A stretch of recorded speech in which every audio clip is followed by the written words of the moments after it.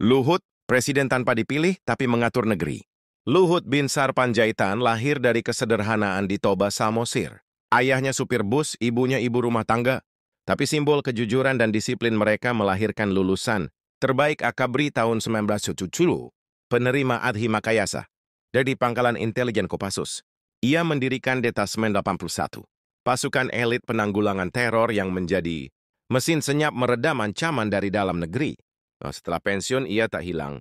Ia membangun PT Toba Sejahtera Group, perusahaan besar di sektor batu bara, minyak, energi, 16 anak usaha aktif berjaringan ke tambang, pembangkit, hingga sawit.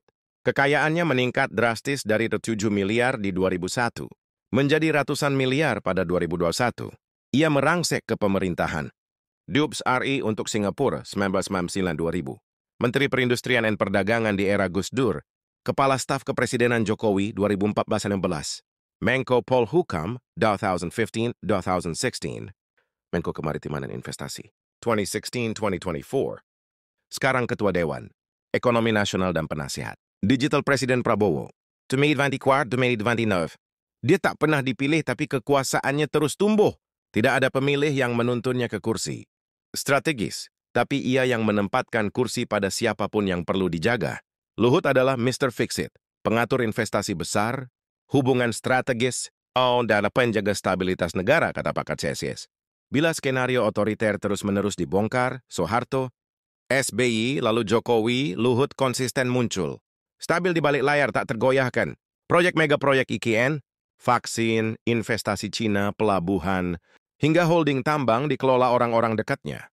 Investor asing digiringnya masuk, regulasi disetujui atas statusnya, penentu kebijakan tanpa pernah dipilih. Dia juga aktor utama di beberapa kasus kebebalan hukum.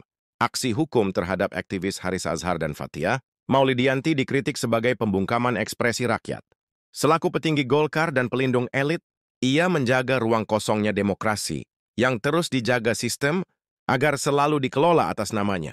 Kekuasaan Luhut bukan soal jabatan, tapi soal jejaring.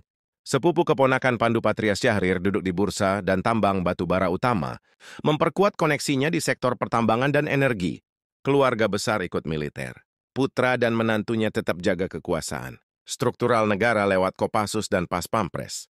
Inilah wajah sebenarnya sistem. Ia tidak dipilih melalui pemilu. Ia tidak dipertanggungjawabkan DPR. Tapi ia mengatur jalannya investasi, hukum, keamanan, hingga pertambangan. Pertanyaannya jelas. Jika Luhut boleh jadi raja bayangan tanpa legitimasi rakyat, apakah nilai demokrasi masih punya tempat? Jika rakyat menolak 3 periode, tapi Luhut tetap bertahan, apakah kekuasaan itu benar-benar milik rakyat? Suara langit bertanya, apa artinya demokrasi jika pemimpin nyata adalah yang tidak dilantik? Apa artinya reformasi jika struktur tetap sama?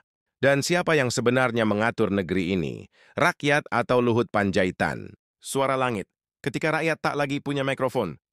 Bagikan jika kamu masih punya hati.